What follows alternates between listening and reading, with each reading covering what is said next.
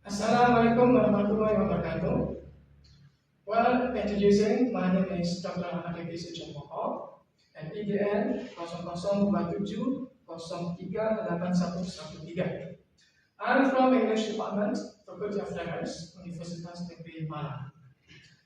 I make this video as one of the requirements needed to propose the lecture certification, especially for fulfilling pernyataan diri dosen pada unjuk kerja pidana perguruan tinggi PDDUKTPT.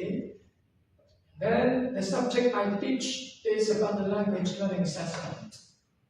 In this video, I would like to talk about the outlines containing about the course identity, the course description, learning outcomes, CPL and CPMK, course materials, teaching strategies and methods, class interaction modes between lecturer and students, and then assessments for scoring aspects. Well, to shorten the time, I would like to start from the course identity. Now you can see in the slide here, the course identity, the subject name is the language learning assessments. And you know, this subject matter is very important, especially for preparing the students to be the teachers in the future. And then the subject code is PIN UM 6022. And then the subject status is compulsory, so that's why all students must take and pass this course. And then the total of SKS is 2 here, and then the subject matter is held in the 5th semester. Okay, now we go to the course description. We can see here that the course is designed to provide the students with mainly the application of some background theories, norms, and principles of assessment in EFL classrooms, including procedures of tests and non-tests and sections, and practices of the basic principles of tests in general and in particular in the classroom context. The topics of this course contain about the functions of assessments, characteristics of field assessment, different branches of assessments, teacher-made assessments, authentic assessments, assessment competency minimum or APM, and online assessments.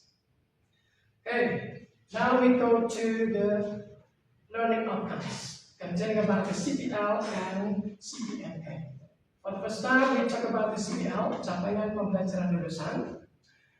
First, by joining this course, the students are expected to understand about the basic concepts, principles, and characteristics of field assessment. You know that the basic things like the concepts, the principles, and the characteristics of field assessment need to be understood by the students to avoid misunderstanding about what the assessment is like and how it works. And then the second, by joining this course, it is expected that the students are able to develop teacher-made assessments. We know the students will be the teacher in the future, so that's why they have the jobs for making the assessments called teacher-made assessments. So that's why it is quite necessary for the students to understand about how to design the teacher-made assessments in this course. And then third is, by joining this course, it is expected that the students are able to analyze the problems of designing authentic assessments.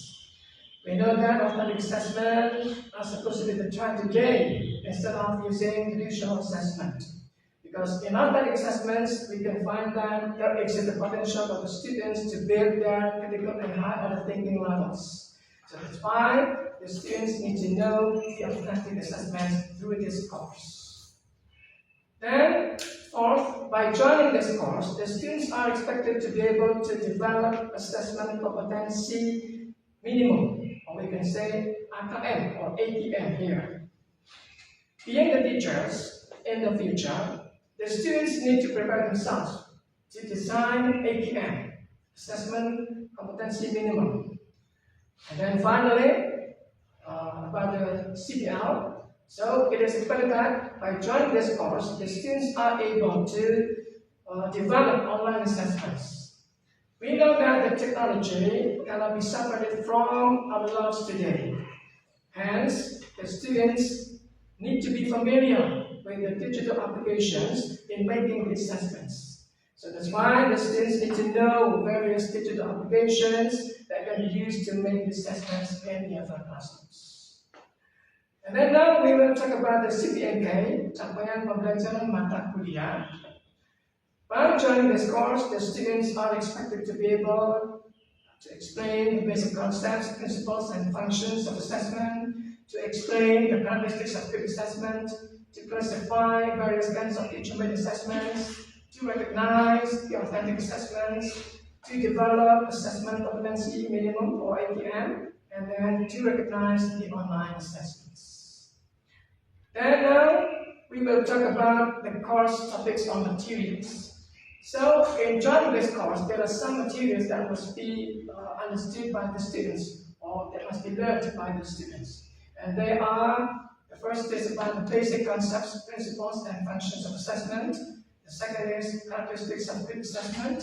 The third is teacher-made assessments for language skills and components. The fourth is authentic assessments, like the performance, portfolio, and then bureau self-assessments. And the fifth is assessment competency minimum or ATM. And the last is online assessments. Now, we will talk about the teaching strategies and methods. The first, there are some strategies and methods that will be used by the lecturer in teaching this course. The first is interactive speeches or explanations. As we know that the explanation or giving explanation is still something important to be done by the lecturers to make sure that the students can understand the materials better. So that's why the first strategy that has to be used by the lecturer here is about doing the interactive speeches or explanations. The second strategy will be the class discussions. In this case, the lecturer tries to make the students have the discussion in the class. In this case, the teacher or the lecturer needs to give some questions in which it is possible for the students to discuss together, to find out the answers, to solve the problems, and still on. And the third strategy that will be used by the lecturer in this course is about case-based learning activities. So to support the class discussions existing, the teacher or the lecturer needs to give the cases to the questions to be thought about and to be analyzed and to be solved the problems. And there's also the pre-presentation. As we know that presentation is something important for the students, because the students must have a good presentation skills. So that's why here in this course, the teacher or the lecturer will try to tell the students to present or do presentation, referring to the topic that need to be discussed together. And then there is also a synchronous learning system using Subtitled. Subtitled is supposed to be one of the icons of learning activities at Universitas Negeri Malang. In this case, the Subtitled has the functions to provide the materials in which it is possible for the students to learn in asynchronous time or asynchronous activity. And the last strategy that can be used by the lecturer is about project-based learning activities. Project-based learning activities is supposed to be the most important thing for each subject matter at Universitas Negeri Malang, because it is expected that the students can build the creativity and the productivity by doing the project. So that's why other lecturers are expected to give the project or to tell the students to do the project, referring to the course taught by the lecturer or learned by the students. Then the next is about the class interaction notes. In this case, there is also the strategy that can be done by the teachers or the lecturers for making sure that there exists interaction during the teaching and learning activities act. The first is the function of lecturer as a facilitator. As we know that the lecturer has the function as the facilitator, so the lecturer only facilitates the learning activities that will be held or that will be done by the students. And then students' collaboration in doing the projects. Yes, of course, because there exists a project that has to be done by the students, so of course there should be the collaboration that can be formed by the students in doing the projects. And the last one is about the class discussions, or the case discussions. Yeah, the lecturer will give various kinds of cases to be analyzed, to be taught, to be discussed together. So that's why the class discussion can be formed by, this case. And then,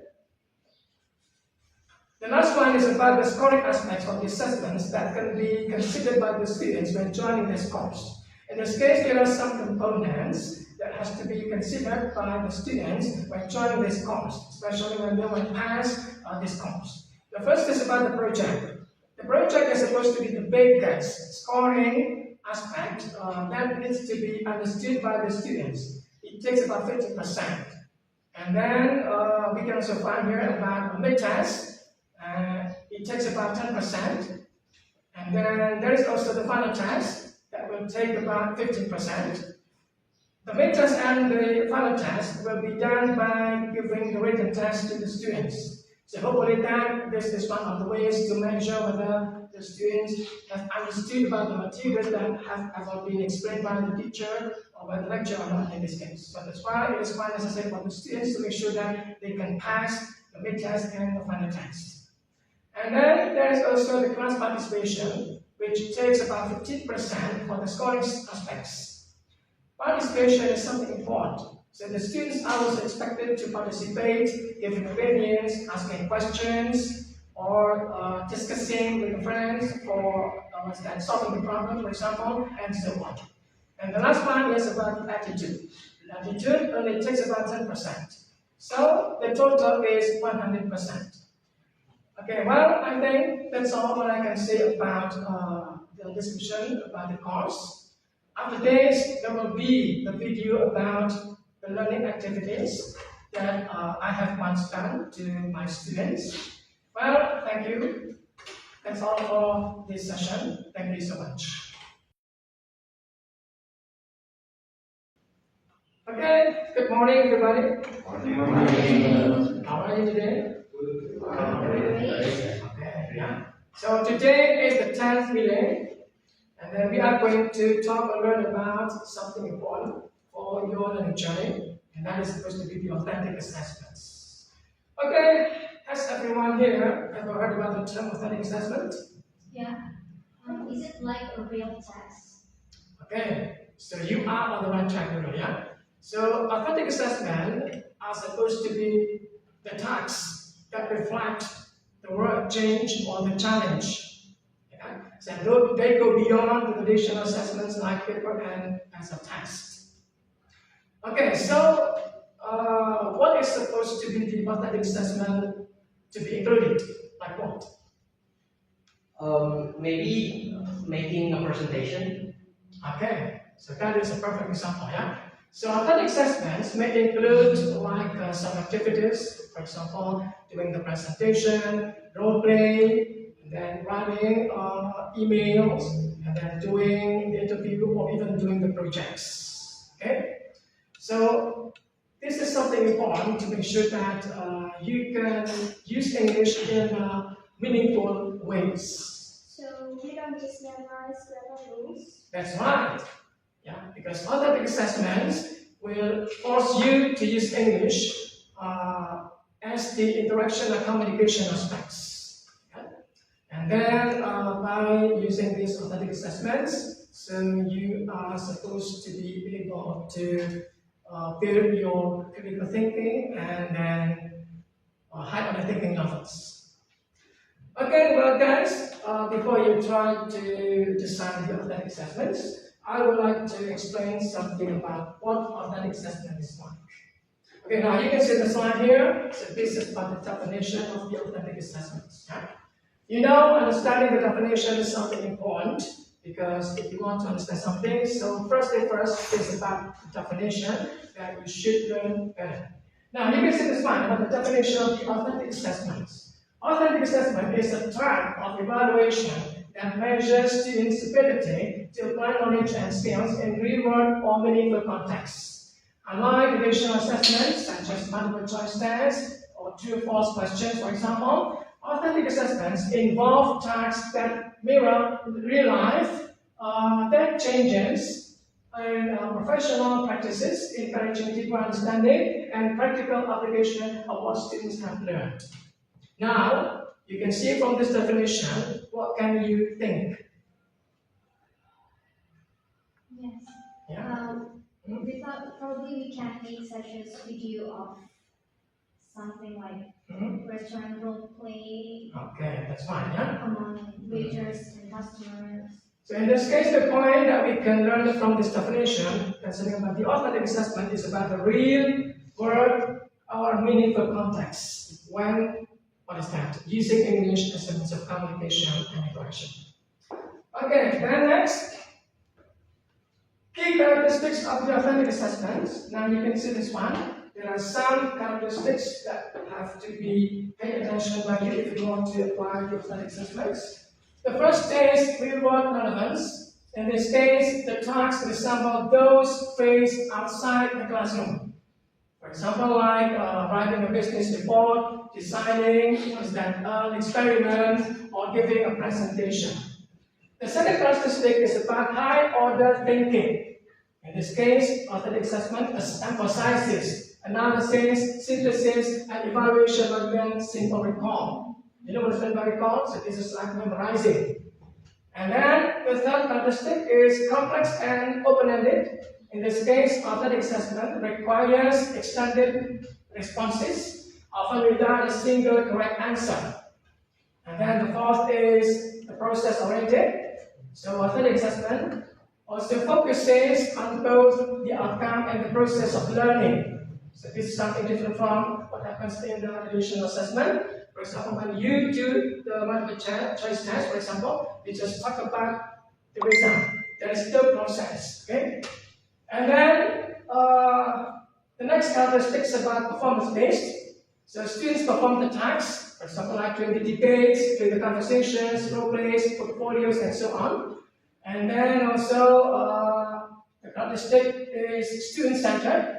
In this case, authentic assessment encourages student voice, choice, and responsibility in the assessment. Okay, so those are the characteristics of the authentic assessments that you have to understand if you want to apply the authentic assessments when you will be the teacher in the future. And now we will talk about the benefits of authentic assessments.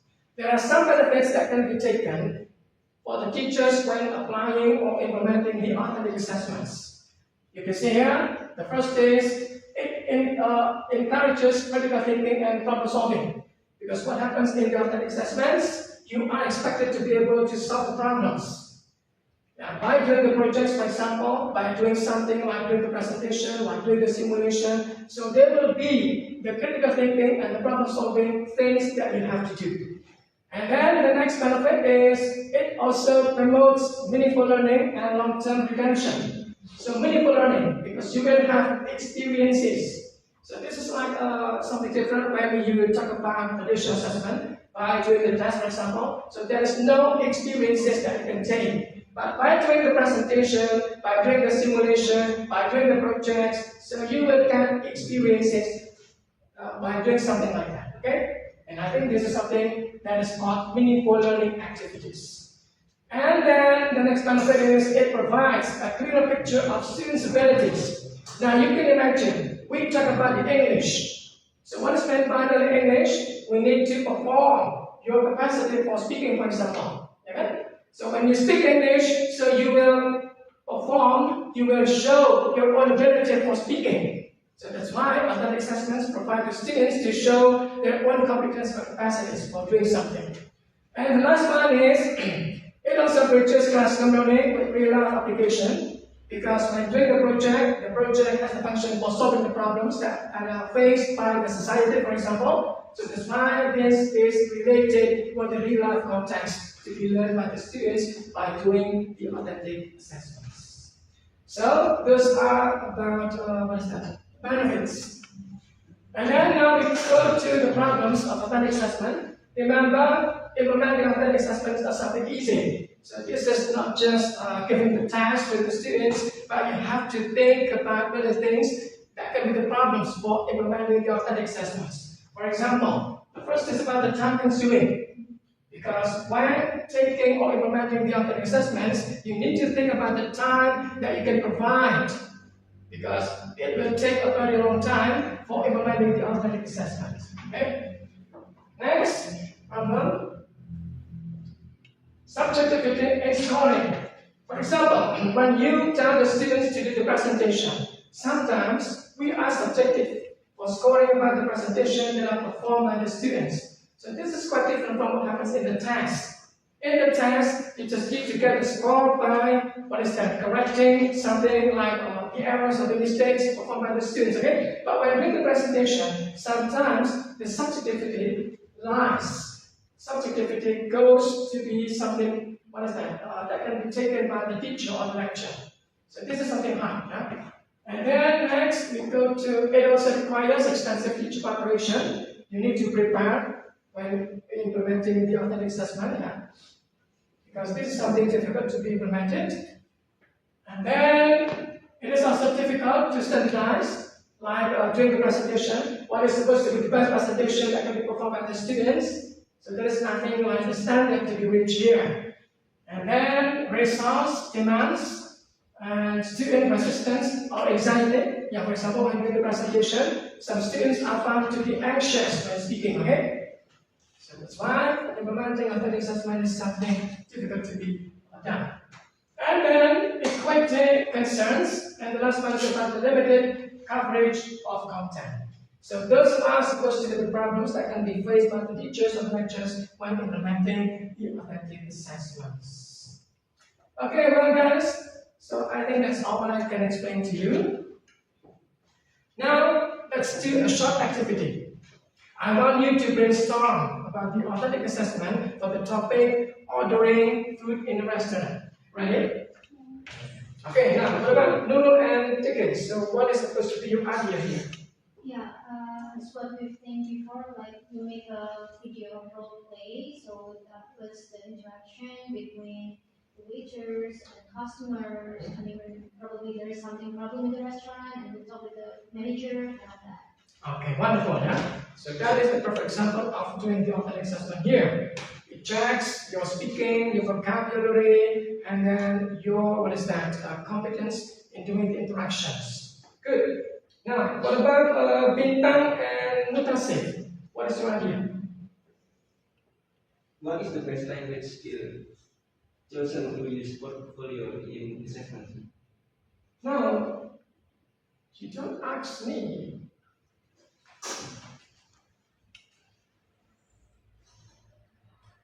Yeah, bintang?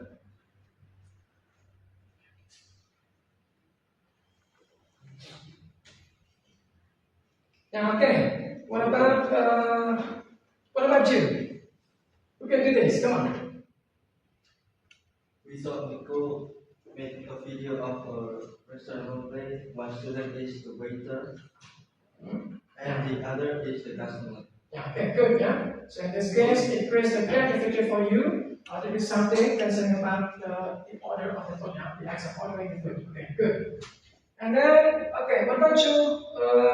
Well, guys, so what happens in the authentic assessment? So you can learn more meaningful and practical. Is that right? Yes. Yes. And we can enjoy the learning too. Okay, good. Yeah. So authentic assessment is something important, something very crucial today, and all the teachers are expected to implement the authentic assessments instead of giving the traditional assessment. Okay, well, guys, I think this is a great work for you, yeah? And keep thinking about using the authentic assessments to make sure that you try to connect with life when learning English. Okay, well, I think that's all for today. Remember, next meeting, there will be the presentation that you have to do, okay? So you have to prepare yourself. Okay, I think that's all. Thank you for coming. See you next time. Okay, well, students, good morning. Morning. How are you today?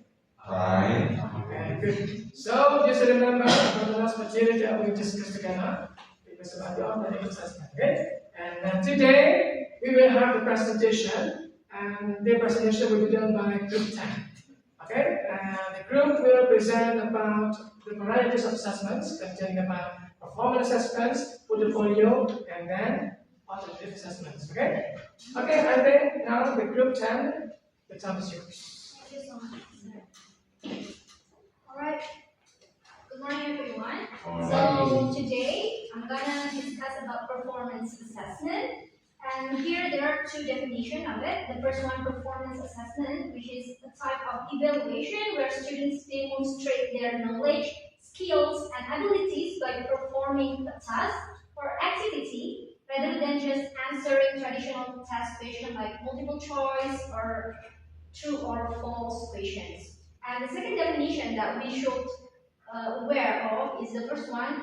The second one, students to create a product and perform a task or engage in a process that reflects real-world application knowledge and skills. And here there are three classifications that we need to know. The first one is authentic task. It involves real-world or meaningful activities that resemble what people do outside the classroom. For example, writing a letter, conducting a survey, and giving a presentation. And the second one, student-centered and active. So here, learners are actively involved in demonstrating their understanding. So for example, students create, perform, or solve rather than just recall some information. And the last one, demonstration of skills and knowledge. So the student focus on observable behaviors and the application of what has been learned before, not just theoretical knowledge or the prior knowledge before. So here students show what they can do, not just what they know. Alright, that's all. Do you have any question? Me? Yeah? Can you give me some examples about performance assignments that can be applied by teachers? That can be applied by teachers, just like the presentation that we do and the simulation, conversation, or even speeches. Yes, thank you. And the next presenter is Tiki.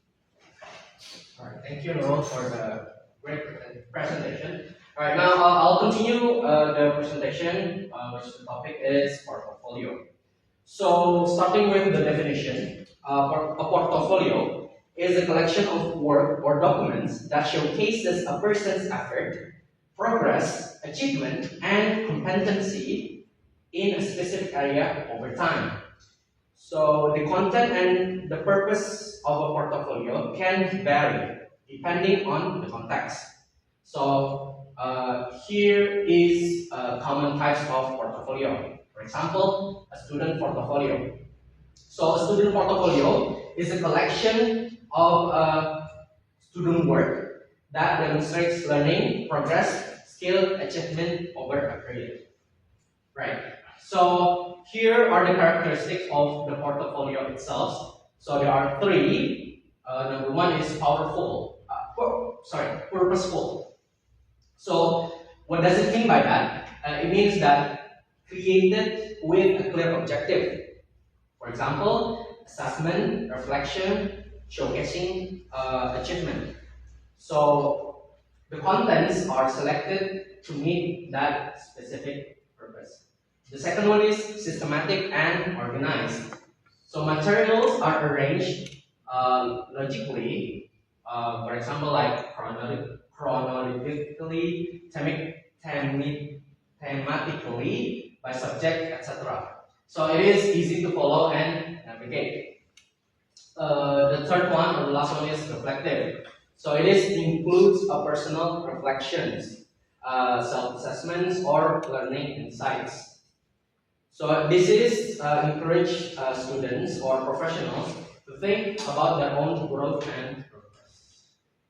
So that's for the portfolio. Now I want you to give opportunity to ask. Okay, I have questions. All right, you've done. Go ahead. What is the best skill language chosen to use in portfolio, sir? Okay, so it's in the name itself, portfolio, which means students write. So this portfolio fits well with writing skills. Thank you. You're welcome. Okay, thank you. Next presentation.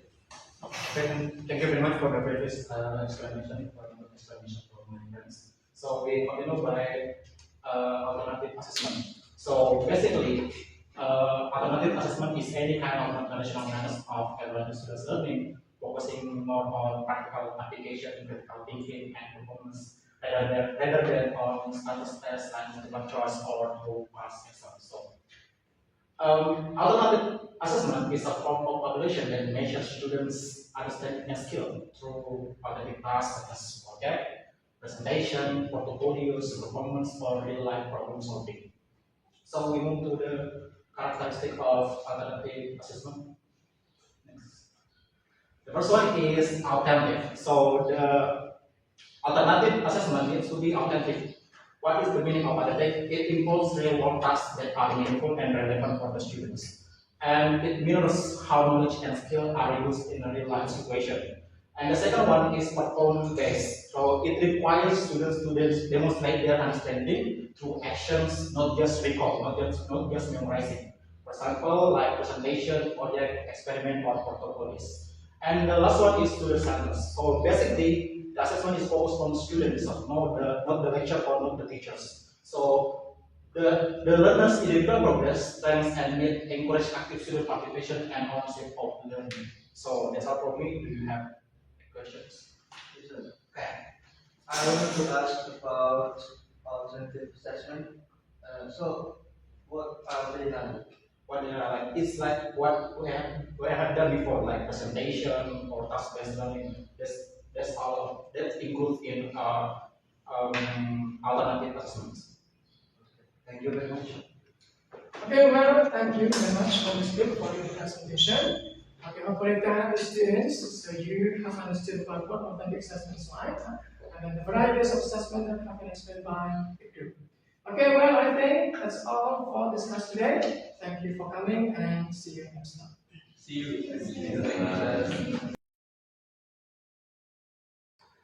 Well, that's all about the video of learning activities that I have once done performed to you to support the evaluation of my PDDUKTPT, especially for the subject matter, the language learning assessments. Thank you for all parties involved, from Universitas Negeri Malang, Faculty of Letters, and English Department, for the chance given to me for conducting pre-development activities. Well, I think that's all I can say. Assalamualaikum warahmatullahi wabarakatuh. Waalaikumsalam.